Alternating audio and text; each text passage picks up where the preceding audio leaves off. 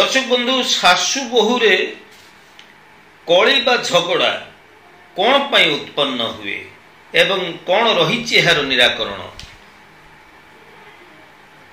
आमे गोटे यौथ परिवार भितर जितेबाला बसवास करू सेतेबाला आमर साधारणतः आमे शुणी था देखा पाई था जे शाशु बहुरे जमा पड़ूना शाशु बहुरे मनांतर मतांतर एवं कलहपूर्ण वातावरण सब बेले लगी रही बुझामणा आदौ ठीक रोना कौन रही पछरे कारण ज्योतिषीय पृष्ठभूमि एवं वास्तुशास्त्र पृष्ठभूमि आज आमे आलोचना करी देखिबा जे कौन पाई शाशु बहु भितर कली हुए मतांतर हुए एवं कौन रही यार निराकरण उपाय।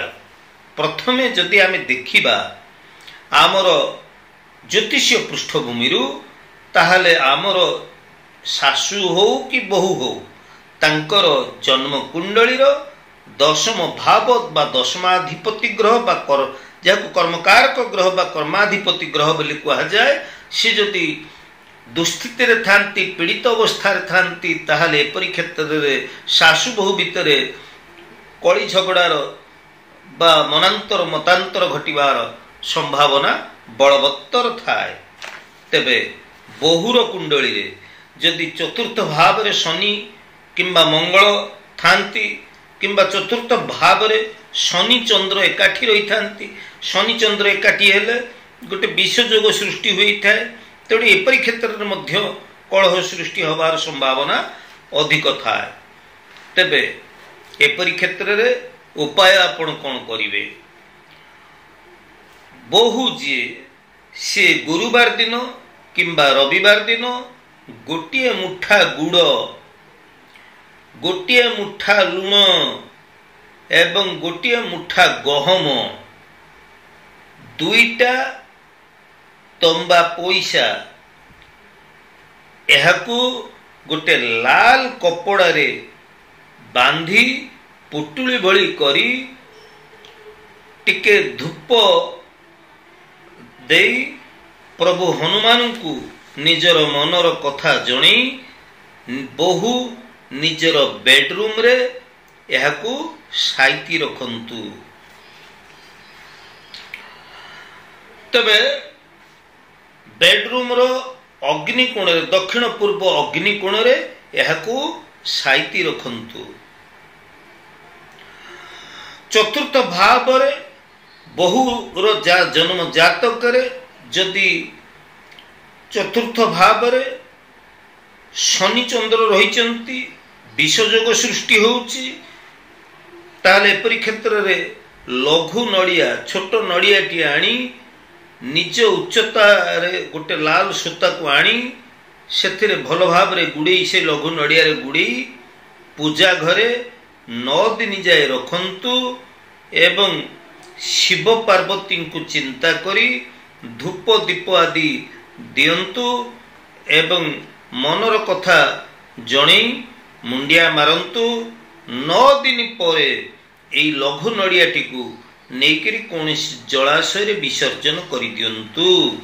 तेबे दर्शक बंधु आपण मानक मन रे प्रश्न उठुतिबो जे जो मानकर जातक अछि जो मानकर ग्रह युग एक प्रकार खराब अछि सेमाने सिना ए उपाय करिबा आमे की उपाय करिबो आमर जातक नाही आमे जातक देखि सिकी नाहु को भाव रे को ग्रह रही कौन खराब होउछि आमे तो से गुडा जानि नाहु ताले एपरी क्षेत्र रे आपण जदि देखुचंती आपणकर शाशु बहु भितर तिक्तता संपर्क रे तिक्तता आसुची ताहले एपरी क्षेत्र रे आपण गोटे रुद्राक्ष आणंतु एवं आपण गणेश गोटे पूजा घरे गोटे गणेश लाल रंगर गोटे गणेश आपण स्थापन करंतु बा गणेशंकर फटचित्र रे आपण रुद्राक्षर मालाटी गोटे रुद्राक्षर माला आपण गणेश को पिंधे दियंतु एवं गणेश को आपण नियमित भाव रे धूप दीप आदि दे निजर जहाँ मनर समस्या अच्छी आपण जनातु निश्चित भाव रे ଆପଣଙ୍କ ଜନ୍ମ କୁଣ୍ଡଳୀରେ ଗ୍ରହ ଯେକୌଣସି ଅବସ୍ଥାରେ ବା ଯେକୌଣସି ସ୍ଥିତିରେ ଥାଇ ଖରାପ କରୁଥାନ୍ତୁ ନା କାହିଁକି ଏଥିରୁ ଆପଣଙ୍କୁ ନିଶ୍ଚିତ ଭାବରେ ଉପଶମ ମିଳିବ। ତେବେ ମନେ ରଖନ୍ତୁ, ଶାଶୁ ହୁଅନ୍ତୁ କି ବୋହୂ ହୁଅନ୍ତୁ, କେହି କାହାରି ସିନ୍ଦୁରକୁ, ବୋହୂ ଯେଉଁ ସିନ୍ଦୁର ଫରୁଆରେ ସିନ୍ଦୁର ରଖିଛନ୍ତି ତାକୁ ଶାଶୁ ନେଇକି ଲଗାନ୍ତୁ ନାହିଁ। ଶାଶୁ ଯେଉଁ ସିନ୍ଦୁର ରଖିଛନ୍ତି ତାକୁ ବୋହୂ ନେଇକି ଲଗାନ୍ତୁ ନାହିଁ। ସିନ୍ଦୁରକୁ ସେୟାର କରନ୍ତୁ ନାହିଁ। ତେବେ ହଁ, ଯଦି ବୋହୂଟିଏ ବାସନ ଗୁଡ଼ିକ ସଫା କରି ରଖୁଛନ୍ତି ତାହେଲେ ବେଶୀ ଜୋର ଝଣଝାଣ ଆବାଜ କରନ୍ତୁ ନାହିଁ। ରୋଷେଇ ସରିବା ପରେ ଗ୍ୟାସ୍ ବା ଷ୍ଟୋଭ ବା ଚୁଲାରେ ସାମାନ୍ୟ ଟିକେ କଞ୍ଚା କ୍ଷୀର ଢାଳି ଦିଅନ୍ତୁ, କଞ୍ଚା କ୍ଷୀର ପକେଇ ଦିଅନ୍ତୁ। ଜଳନ୍ତା ନିଆଁକୁ ନିର୍ବାପିତ କରନ୍ତୁ, ଜଳୁଥିବା ଅଗ୍ନିକୁ, ଏବଂ ଭଗବାନଙ୍କୁ ଆପଣ ସ୍ମରଣ କରନ୍ତୁ। ଶାଶୁ ବୋହୂ ଭିତରେ ଥିବା ତିକ୍ତତା କେମିତି ଦୂର ହେଇଯାଉ। ଏହାକୁ ଶାଶୁ କରିପାରିବେ ବା ବୋହୂ କରିପାରିବେ ବା ଉଭୟ କରିପାରିବେ।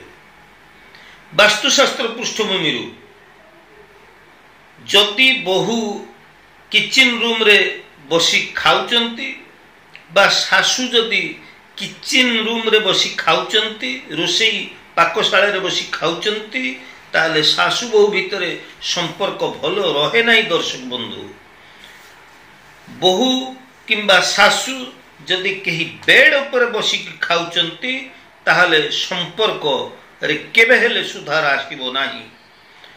ତେବେ ଦର୍ଶକ ବନ୍ଧୁ, ଦକ୍ଷିଣ ପଶ୍ଚିମ ଜୋନରେ ଯଦି ଆପଣଙ୍କ ଘରେ ଟଏଲେଟ୍ ରହିଛି ବା ସ୍ନାନାଘର ରହିଛି, ବାଥରୁମ୍ ରହିଛି, ତାହେଲେ ଏପରି କ୍ଷେତ୍ରରେ ଶାଶୁ ବୋହୂ ଭିତରେ କଳହ ଉତ୍ପନ୍ନ ହେବାର ସମ୍ଭାବନା ବଳବତ୍ତର ଥାଏ। ଉତ୍ତର ପୂର୍ବ ଈଶାନ୍ୟ କୋଣରେ ଯଦି ଆପଣଙ୍କର ଡଷ୍ଟବିନ୍ ରଖିଛନ୍ତି, ୱାସିଂ ମେସିନ୍ ରଖିଛନ୍ତି, ଷ୍ଟୋର ରୁମ୍ କରିଛନ୍ତି, ସେ ଷ୍ଟୋର ରୁମ୍ରେ ବିଭିନ୍ନ ପ୍ରକାରର ଅନାବଶ୍ୟକ ଜିନିଷ ଗୁଡ଼ିକ, ଅଦରକାରୀ ଜିନିଷ ଗୁଡ଼ିକ ଷ୍ଟୋର କରି ରଖିଛନ୍ତି, ତାହେଲେ ମଧ୍ୟ ଏପରି କ୍ଷେତ୍ରରେ ଶାଶୁ ବୋହୂ ଭିତରେ ସମ୍ପର୍କରେ ମଧୁରତା ଆସେ ନାହିଁ।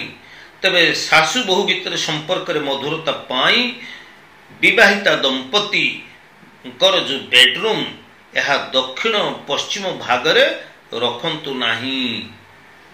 ଦକ୍ଷିଣ